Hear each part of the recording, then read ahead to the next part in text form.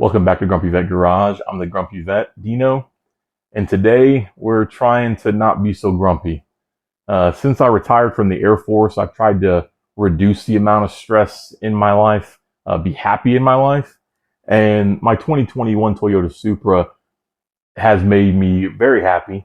But one thing about the car that's made me a little bit grumpy is lug bolts. I know it's a Japanese car, but it's also somewhat of a European car and has a lot of BMW in this car. The lug bolts make something easy, like taking a tire off, extremely difficult for no reason. So we're going to be doing a lug stud conversion. On top of just converting the studs, we're also going to put on titanium lug nuts, make car a little lighter. See if it helps. It looks good. And we're also going to be putting on some wheel spacers, kind of pop the tires out a little bit, not too much. See how we like that. If we don't like it, we'll take them back off, but I think we're probably going to like it. Also want to remind everybody that we've opened up a Grumpy Vet Garage store. So you can buy shirts like this. This is a Grumpy Vet Garage shirt. There's multiple designs on there. So if you want to buy a shirt, you can go on the website and pick one out for yourself. The link to that website is in the description below. Also, a good way to help out the channel is to like this video. Subscribe to the channel if you like this kind of content. Comment, and then share this video with your friends. But before we go too far, let's go ahead and look at what we got to do this lug stud conversion on the Supra. Here is the lug stud conversion that we got for the Supra. It's from Motorsport Hardware. I looked around and actually thought about getting titanium hardware for the Supra, and I did end up getting titanium lug nuts. These are from a company called Acer Racing. They have a lot of titanium stuff. They actually do have, I'm pretty sure they actually have titanium studs as well, but I decided to go ahead and go with the Motorsport Hardware studs. These studs actually convert the thread pattern too. So our Supras have a 14 by 1.25 thread pitch, but this is converting it over to 14 by 1.5 thread pitch. So a little bit more of a coarse thread, a little easier to thread on. A finer thread is a little more fragile, so we went ahead and got away from that thread pitch. They're also long enough to run spacers, and these are also the spacers I got from Motorsport Hardware. So the one I got for the front, I ended up getting their 12.5. I don't know if you can make that out or not. 12.5. And they are hub-centric. You want to make sure that any stud, not stud, but spacer you get is a hub-centric stud. Anything that's not hub-centric is going to cause a vibration. And then this is the one for the rear. So let me compare fronts to rears. So this is the front, and this is the rear. So hopefully we'll like how those fit. And these are their track light, I believe. So they have relief cuts to take some weight out. Granted, they don't weigh very much to start with. But that's the conversion we got. So studs, titanium lug nuts, and spacers. And then I'll go over the special things you need to do to install studs and also special care you have to take when using titanium fasteners. Here are the wheels as they come from the factory. So I'm going to try to get with a video. I'm also going to put in pictures to try to help you see the difference. But here is the fitment of the tires OEM. So I don't know if that's really going to come in right there. Hopefully that helps. Coming back, and you can really see how the rear wheel sticks in more than the front. So let me spin it around so you can see how that is, and then back to the front you can see how it is tucked in. But I don't want to repeatedly harp on safety, but you're going to need to lift the vehicle at least one wheel at a time to do this. I chose to lift the vehicle all the way off the ground, put it on 4 jack stands. But in a previous video where I changed the downpipe, I went over lifting and safe lifting. So make sure to take care that you're lifting the car properly, that you're not hurting the car and definitely not hurting yourself at minimum, you need to have jack stands underneath the car. Don't just rely on a jack. So with the car lifted and the wheel off, now's the time you really want to try to clean things. For instance, I cleaned the back side of my wheel. I cleaned off the caliper best I could. You could use brake clean. I definitely kept anything that would be considered like a lubricant or something like that away from the actual rotor surface. You don't want that to get on there because it can cause some trouble. But now that we have it like this, I'll give you a quick look. So this is the bolt that we removed compared to the studs that we're installing. So they're not all that much longer, even though it appears on the website that these might be really long and would stick out. It's not that bad. But what you need to do, per the instructions, is to put a medium strength. So I'm using medium strength. Let me try to get it on there. Permatex, medium strength. I like this gel. It doesn't run all over the place like a lot of Loctites do. So that's a plus. But you want to get it on there and then just hand tighten it in. So with all 5 studs running finger tight, you then need to come back with a 5mm Allen and snug them down. Remember that a 5mm is not really that big of an Allen, so don't start tightening everything down in like a jerking motion, because you'll snap that hardened steel that you bought, because it's not that big. Okay.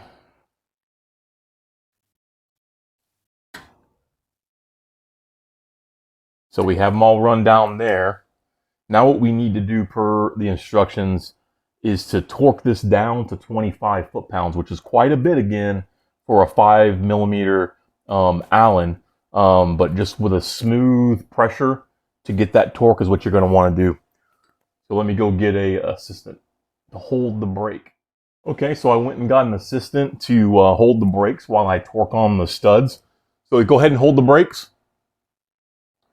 And then what you're going to do with this set to 25 foot-pounds, again, not a jerky motion, but smoothly apply torque. That's one. Of course, be careful that you're not hitting your car with the torque wrench.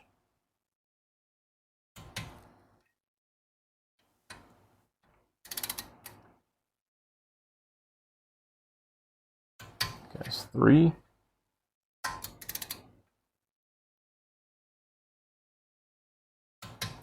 4.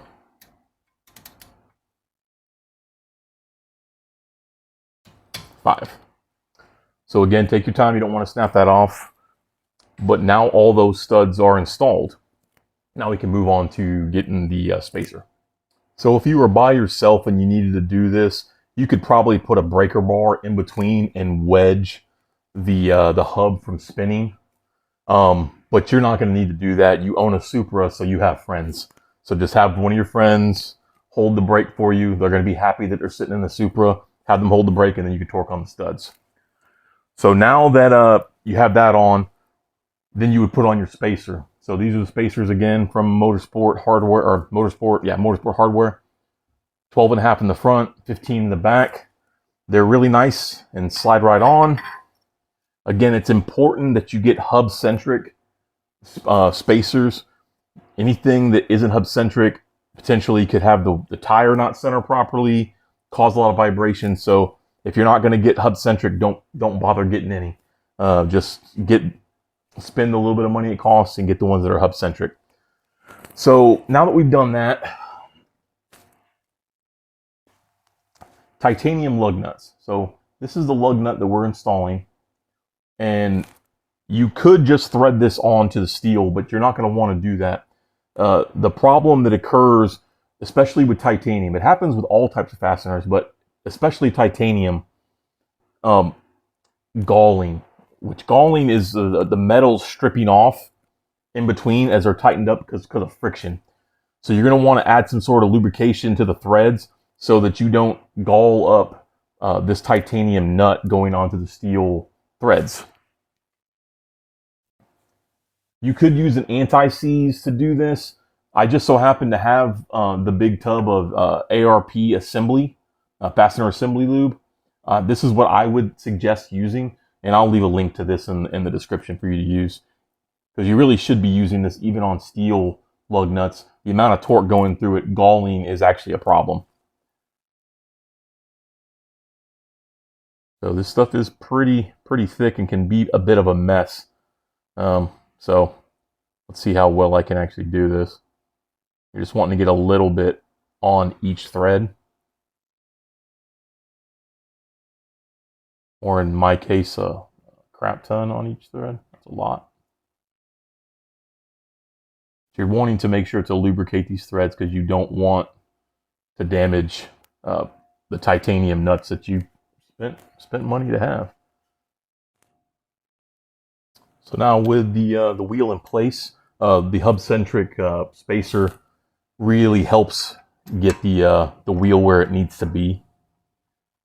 Be careful threading this down. I don't have one of the fancy Teflon coated sockets, but if you're careful, it's not something that you're absolutely going to need. But yeah, so it's finger tight. The studs aren't protruding that much. Let me bring it a little closer. You can see how much the studs are protruding. It's not that much. On the website, it appeared as though it might be more pronounced than that, where they would be sticking out, and I'm pleasantly surprised that it's not sticking out that far. These titanium lug nuts measure 33 millimeters, so they're not that tall. There's some titanium nuts that you find that are 44 millimeters tall, or even some of the racing nuts that have a longer collar on them, they actually will stick out more than these. So I'm very happy with the length of the studs, the spacer being used, and then the height of these titanium lug nuts are almost perfect. But I'm going to go ahead. Now the car is on the ground and the wheels are torqued. The instructions for the studs say to torque to 105 foot-pounds or OEM spec. So the OEM spec is 140 Newton meters, which is roughly 103 foot-pounds. So that's what I torqued mine to. You probably wouldn't do any damage to the studs by going to 105, but OEM is 103. So now looking at the fitment, I like it. I feel as though it might be poked out maybe a couple millimeters more than I would like.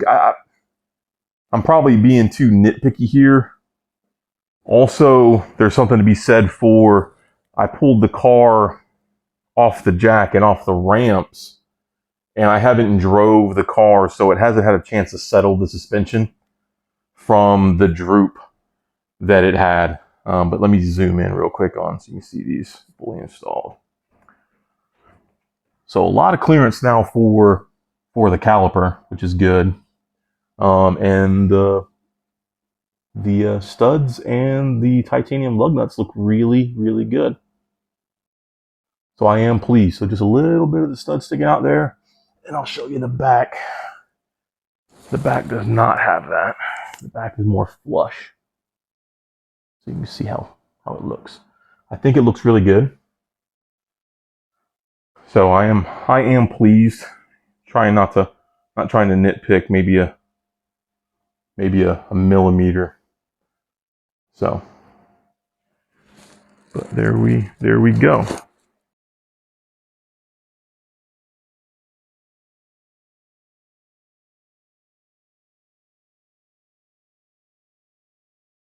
If you like this video, again, please like the video. If you got a comment about this install, how I could have done something different, or maybe I got the wrong size spacers, let me know in the comments. Also, subscribe to the channel. If you like this kind of content, or you like content on the Eclipse too, which I need to get some more work done on it too, please subscribe to the channel. All of it helps out the channel so we can grow. But thank you for coming out and seeing me in my garage. And until I see you next time, have a good one.